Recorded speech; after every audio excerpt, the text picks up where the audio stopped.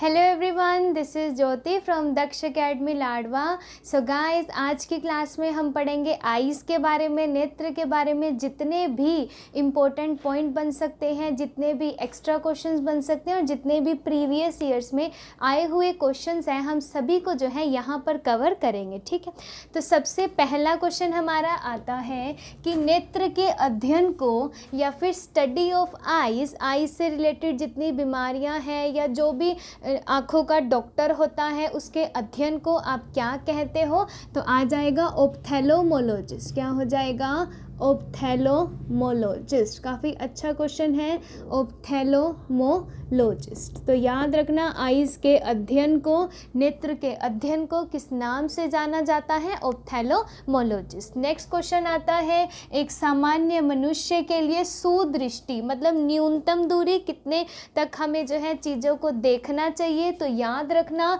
25 centimetre. ये क्या होती है? मिनिमम दूरी होती है। कहते हैं ना कि बुक्स को ऐसे नहीं रख के पढ़ना, ऐसे 25 सेंटीमीटर तक का विज़न आपका उसमें होना चाहिए। ठीक है ना। अगर मान लो 25 सेंटीमीटर ऑप्शन में ना दिखे तब आप आंसर कर देना 0.25 मीटर। कंफ्यूज करने के लिए मीटर में भी आ सकता है, कोई दिक्कत नहीं है। 0.25 मीटर। और एक और नंबर याद कर लेना 250 मिलीमीटर। ये दोनों जो है आप यहाँ से याद कर सकते हो। ठीक है, 250 मिलीमीटर। ठीक। नेक्स्ट क्वेश्चन अब आता है, देखो यहाँ से हमने आईज़ में ना मेन क्या क्या चीज़ें पढ़नी होती हैं। एक तो ये जितना बाहर वाला कवरिंग होती है आई की जो हमें दिखाई देती है, एक उसके अंदर जो है मतलब आई का इंटरनल पार्ट, एक हम उसके बारे में पढ़ेंगे। तीसरा हम पढ़ेंगे कि आई में जो है जैसे हम कोई चीज़ देखते हैं तो इमेज रेटिना पर जाती है, तो इमेज जो है ब्रेन में जाके कैसे सीधी होती है और इमेज जो है किस तरीके से बनती है। 3 चीज़ें हो गई। नेक्स्ट हम यहाँ से कवर करेंगे कि आई में कितनी ग्लैंड्स या कौन कौन सी ग्रंथि प्रेजेंट होती है। इसके अलावा हम यहाँ से पढ़ेंगे आई से रिलेटेड जितनी भी डिसीज़ हैं, जितनी भी बीमारियाँ हैं, उन सब के बारे में जो है यहाँ पर कवर करेंगे। तो शुरुआत करते हैं। ये जो आई का सबसे एक्सटर्नल पार्ट है, जो बाहर वाला पार्ट है, इसमें क्या क्या है। सबसे पहले देखो, ये जो वाइट कलर का पार्ट होता है, जितना भी ये यहाँ से पूरा का पूरा दिखाई देता है, तो ये जो वाइट वाइट सा पार्ट है इसको क्या कहा जाता है? स्केलेरा या फिर श्वेत पटल कहा जाता है। काफ़ी अच्छा क्वेश्चन है। जितना भी आई का, ये देखो ये आई बनाई है, ये प्रॉपर बाहर वाली आई है, तो ये जो वाइट वाइट सा पार्ट है इसको हम क्या कहते हैं? श्वेत पटल या फिर स्केलेरा कहते हैं। यहाँ से एक क्वेश्चन याद रखना, जब भी मान लो आई में कुछ चला जाता है तो हम एकदम ऐसे करके ईचिंग सी होती है ना, जैसे ऐसे करके फिर हम उसको रब कर देते हैं, तो कौन सा पार्ट उसका लाल गुलाबी से रंग का हो जाता है? तो याद रखना स्केलेरा में कौन सा पार्ट हो जाएगा? कंजक्टिवा। जब जो आँख है वो थोड़ा गुलाबी, लाल गुलाबी से रंग की हो जाती है तो उसको क्या कहा जाता है? कंजक्टिवा या फिर आपका नेत्र श्लेष्मा। तो ये क्वेश्चन आता है कि आँख का कौन सा पार्ट लाल गुलाबी से रंग का हो जाता है? तो क्या आंसर करोगे आपका? नेत्र श्लेष्मा या फिर कंजक्टिवा कहाँ पर प्रेजेंट होगा? यहीं पर आपका स्केलेरा में प्रेजेंट होगा। ठीक है।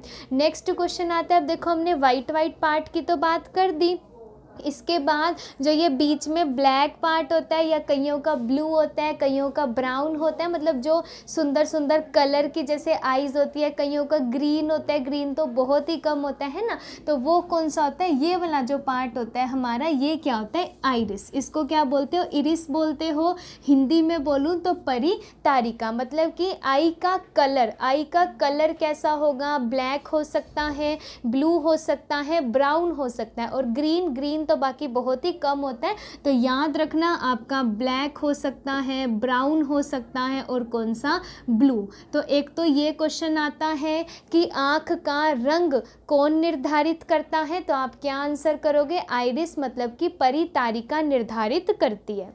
इसके बाद याद रखना आइरिस का एक काम और है कि प्रकाश की मात्रा को नियंत्रित करना है। प्रकाश की बाहर से जितनी भी लाइट आती है उसकी मात्रा को कौन नियंत्रित करता है? तो याद रखना आइरिस क्या करता है? नियंत्रित करता है। अच्छा, हमने ये तो कह दिया कि प्रकाश की मात्रा को नियंत्रित करेगा।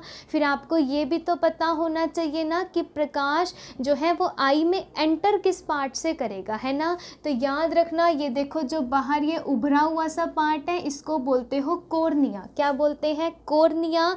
तो आँख में जो भी प्रेजेंट ट्रांसपेरेंट लिक्विड है, पारदर्शी पदार्थ है, उसी को ही क्या बोला जाता है?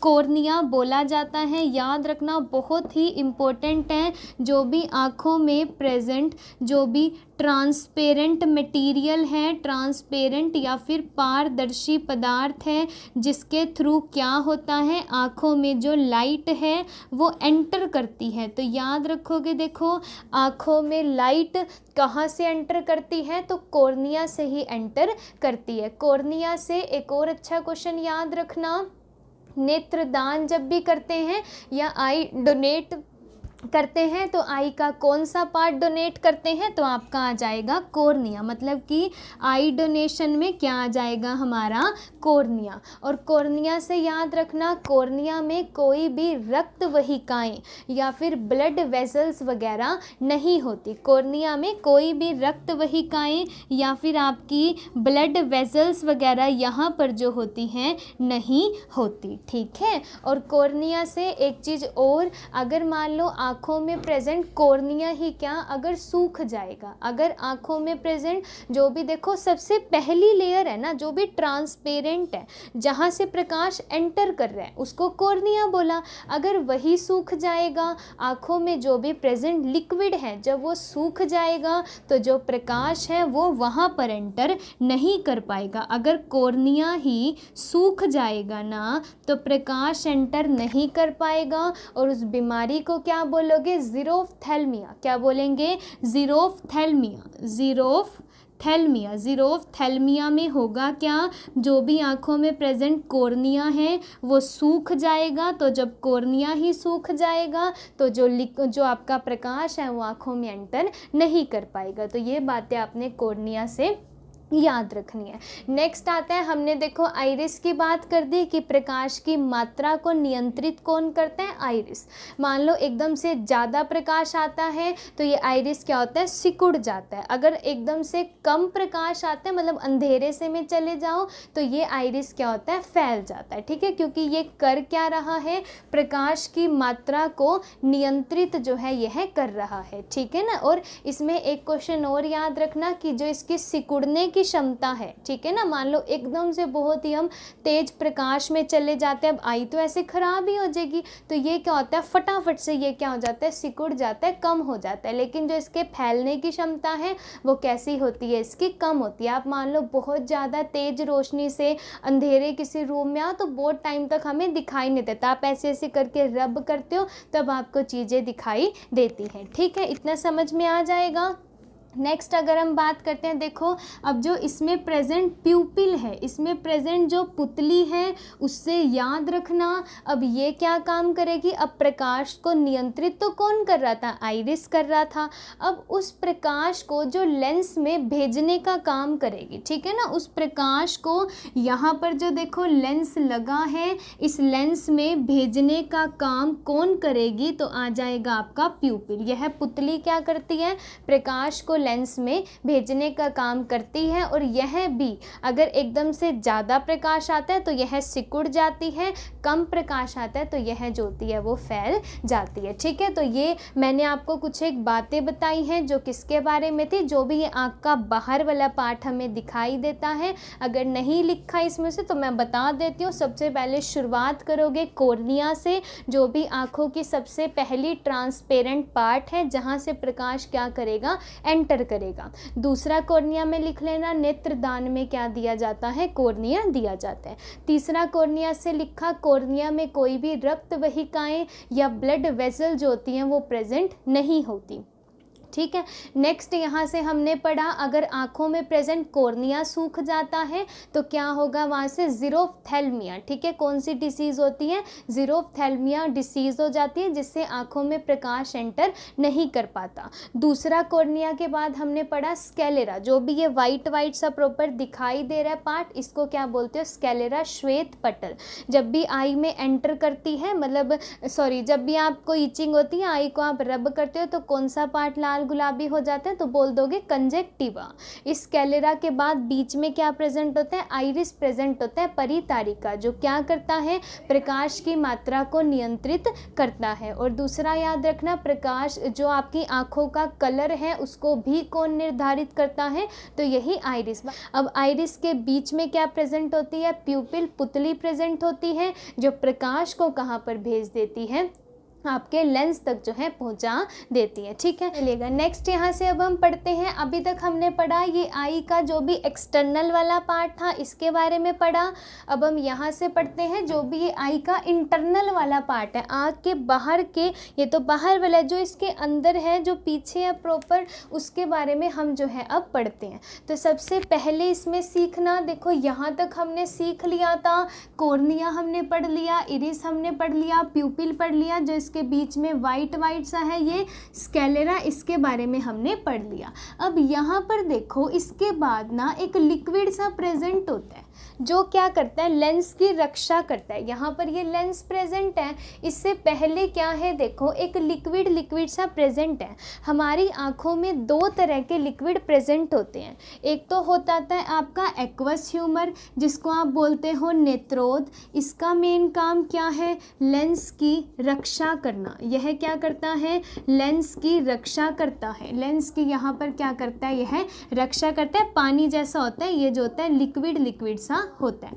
और जो दूसरा लिक्विड आंखों में प्रेजेंट होता है वो बहुत ही ज़्यादा इम्पोर्टेंट है, आपका हो जाता है विट्रस ह्यूमर, यानी कि कांचाभ आप उसको कह सकते हो, जो यहाँ पे लेंस के बाद जो होता है प्रेजेंट होता है। कहाँ पर प्रेजेंट होता है? यह लेंस के बाद प्रेजेंट होता है। यह क्या करता है? देखो जो यहाँ पे रेटिना प्रेजेंट है, दृष्टि पटल, जहाँ पे हमारा प्रतिबिंब बनता है, तो ये क्या करता है? विट्रस ह्यूमर इसकी रेटिना की रक्षा करता है। रेटिना की क्या करता है? यह रक्षा करता है। और एक और क्वेश्चन याद रखना, हमारी आँखों का लगभग 80% जो होता है यह कवर करके रखता है। कई बार होता है ना, अगर आँख में चोट सी लग जाती है, आँख का सारा लिक्विड बाहर आ जाता है, तो आँख ना ऐसे पिचक सी जाती है, तो आँख में जो ये जो विट्रस ह्यूमर होते हैं यही क्या होता है? वहाँ से निकल जाता है। तो याद रखना हमारी जो ये आई की गोल सी शेप है, गोलीय आकार आई का, ये कौन प्रदान करता है आई का गोलीय आकार? तो ये आ जाएगा आपका विट्रस ह्यूमेरस। तो ये दो लिक्विड जो प्रेजेंट है आँख में, दोनों से याद रखना, पहले में जो लेंस की रक्षा करेगा पानी जैसा, दूसरा आपका जो रेटिना की रक्षा करेगा लगभग 80%, और आपका गोलीय आकार जो इसको देगा। नेक्स्ट देखो यहाँ तक कंप्लीट हुआ, इसके बाद हम बिल्कुल स्टेप बाय स्टेप चल रहे हैं। नेक्स्ट अगर मैं बात करती हूँ लेंस की, तो लेंस से अब आप याद रखना ये लेंस क्या करता है? जो भी प्रकाश आया था इसको कहाँ पर भेज देगा? तो यहाँ पर जो है देखो रेटिना पर भेज देता है। लेंस को प्रकाश जो भी था उसको कहाँ भेज देगा? ये रेटिना पर फोकस करा देगा। और कौन सा लेंस होता है? तो ये भी याद रखना आपका कन्वेक्स लेंस, मतलब कि उत्तल लेंस। कौन सा लेंस हो जाएगा? कन्वेक्स लेंस या फिर उत्तल लेंस। नेक्स्ट देखो, अब लेंस से लेंस में आगे, अब इस लेंस को ना, ये यहाँ पे देखो मांसपेशियाँ हैं, जो सिलियरी मसल्स होती है मांसपेशियाँ, वो इसको क्या करती हैं? पकड़ के रखती हैं या फिर समायोजित करके रखती हैं। तो एक क्वेश्चन तो आपको यही याद रखना है कि लेंस को समायोजित करके या फिर पूरा सामंजस्य या पकड़ कर कौन रखती हैं? तो आपकी आ जाएंगी सिलियरी मसल्स, मतलब कि पक्षाभी पेशी। अब होता क्या है, मान लो आपको बहुत दूर की कोई चीज़ दिखाई देनी है, तो ये सिलियरी मसल करते एकदम से खिंच जाती है। ऐसे करके हम बड़ी बड़ी आंखें करके देखते हैं ना, दूर से अगर कोई चीज़ देखनी है तो ये सिलियरी मसल वहाँ पर क्या होती है? खिंच जाती हैं, और लेंस को क्या कर देती हैं? थोड़ा पतला कर देती हैं। लेंस को क्या करती हैं? पतला करती हैं, और खुद सिलियरी मसल क्या होती हैं? खिंच जाती हैं। और अगर आपको बिल्कुल पास की कोई चीज़ देखनी है तो कोई दिक्कत नहीं है, जो ये लेंस है वो वैसे मोटा ही रहता है और आपकी जो सिलियरी मसल होती है वो सही रहती है, लेकिन दूर की कोई चीज़ देखनी है तो एकदम से ये खिंच जाती है, ठीक है, मतलब एक सामंजस्य दिखाती है। नेक्स्ट अगर हम बात करते हैं, देखो अब ये सिलियरी मसल हो गया, बीच का लिक्विड पढ़ लिया, अब यहाँ पर आ जाता है रेटिना। तो याद रखना सबसे इम्पोर्टेंट आपका रेटिना दृष्टि पटल, बाहर से कोई भी चीज़ देखते हो तो इमेज जो है वो कहाँ पर जाकर बनती है, तो आपकी आंखों में प्रेजेंट रेटिना पर क्या बनता है, प्रतिबिंब बनता है, इमेज जो है वो बनती है और प्रतिबिंब जो है आपका, प्रतिबिंब जो रेटिना पर बना है वह जो है आपका प्रतिबिंब कैसा होता है, तो याद रखना उल्टा व वास्तविक, उल्टा व वास्तविक प्रतिबिंब जो होता है बनता है, लेकिन फिर भी हमें चीज़ें सीधी दिखाई देती हैं। उसका रीज़न भी है, पहले तो ये याद रखना रेटिना पर उल्टा और वास्तविक इमेज हमारी बन गई, ठीक है। अब रेटिना पे भी ना बहुत ही मान लो क्लियर कट इमेज देखनी है, बहुत ही क्लियर कट, तो वो कहाँ पर बनती है, यहाँ पर बीच में एक प्रेजेंट होता है येलो स्पॉट, इसको आप कहते हो मैक्यूला, ये याद रखना क्या कहते हो, मैक्यूला। और इस मैक्यूला पर क्या होती है, बहुत ही ज़्यादा साफ सुथरी एकदम से, अगर मैं बोल दूँ क्लियर कट इमेज जो है बनती है। और अगर उससे भी अच्छी इमेज चाहिए तो इस मैक्यूला के अंदर एक और पॉइंट होता है जिसको आप बोलते हो ना बिल्कुल पैनी नज़र, उस मैक्यूला के अंदर क्या होता है, फोविया सेंट्रियोल, क्या होता है, फोविया सेंट्रियोल, जिसको आप बोल देते हो पैनी नज़र। तो ये आपको यहाँ से इतना याद रखना है। अब यहाँ तक हम पहुँच गए, रेटिना पर इमेज बन गई। अब रेटिना के बाद यहाँ पे एक प्रेजेंट होता है ब्लाइंड स्पॉट, क्या प्रेजेंट होता है, ब्लाइंड स्पॉट, जहाँ पे जो होता है हमारा प्रकाश एंटर नहीं करता, ठीक है। अब यहाँ पर आकर जो रेटिना है वो फैल जाता है, वो बिखर जाता है और ऑप्टिक नर्व, ये प्रकाशीय तंतु क्या करती है, उसको जो होती है ब्रेन तक ले जाती है। जब उसको ब्रेन तक ले जाती है तो जो इमेज थी उसको क्या कर देती है, सीधा कर देती है। तो ये ऑप्टिक नर्व का काम है, जो भी रेटिना पे इमेज बनी थी उसको यह कहाँ ले जाती है, ब्रेन तक ले जाती है। और अगर इस ऑप्टिक नर्व में दिक्कत आ जाए तो कौन सी डिसीज़ होती है, मैंने पहले भी बताया है, ग्लूकोमा बीमारी हो जाती है, ठीक है। ये यहाँ से इतना हो जाएगा। इसके बाद एक इसमें ये बच गया हमारा क्रियोइड, तो क्रियोइड में याद रखना रक्त पटल, ये भी बहुत इम्पोर्टेंट है। इसका मेन काम क्या है कि आपके जो भी रेटिना है उसको रक्त देना, रेटिना को क्या करना, रक्त प्रदान करना, रक्त या फिर जितने भी पोषक पदार्थ हैं उसको यह जो होता है देता है, कौन, ये हमारा क्रोइड या फिर रक्त पटल, ठीक है। अब एक चीज़ इसमें और रहती है बस, जैसे जो ऑप्टिक नर्व है जब उसको देखा गया वो कुछ तो लंबी थी, कुछ ऐसे ऐसे करके शंकु के आकार की थी, ठीक है। तो जो इस तरीके से शंकु से के आकार की थी उसको हमने बोल दिया कोन सेल। और इसमें होता क्या है, अगर आँखों में ये कोन सेल की कमी हो जाए तो इससे क्या होता है, कलर ब्लाइंडनेस। कलर ब्लाइंडनेस का मतलब है कि आपका वर्णांधता, वर्णांधता जिसमें जो पर्सन है वो रेड और ग्रीन कलर को आइडेंटिफाई नहीं कर पाता, यानी रेड उसको ग्रीन दिखता है, ग्रीन रेड दिखता है, या बिल्कुल भी पहचान नहीं पाता। और यहीं से पेपर में एक क्वेश्चन पूछा था, डाल्टोनिज्म में क्या होता है, क्या आ जाएगा, डाल्टोनिज्म। तो डाल्टोनिज्म में क्या होता है, जो पर्सन है वो रेड कलर को बिल्कुल भी आइडेंटिफाई नहीं कर सकता, ठीक है। नेक्स्ट आती है आपकी रोड सेल, जो इस तरीके से लंबी लंबी सी सेल होती है, पतली पतली सी। तो इसमें याद रखना अगर रोड सेल की कमी होती है तो हो जाता है नाइट ब्लाइंडनेस, मतलब कि रतौंधी रोग, नाइट ब्लाइंडनेस या फिर आपका रतौंधी रोग, जिसमें जो पर्सन है उसको डिम लाइट में दिखाई देना क्या हो जाता है, कम हो जाता है, ठीक है। तो आई होप आपको क्लास अच्छी लगी हो, वीडियो अच्छी लगी हो तो लाइक शेयर एंड कमेंट कीजिएगा। चैनल पर नए हैं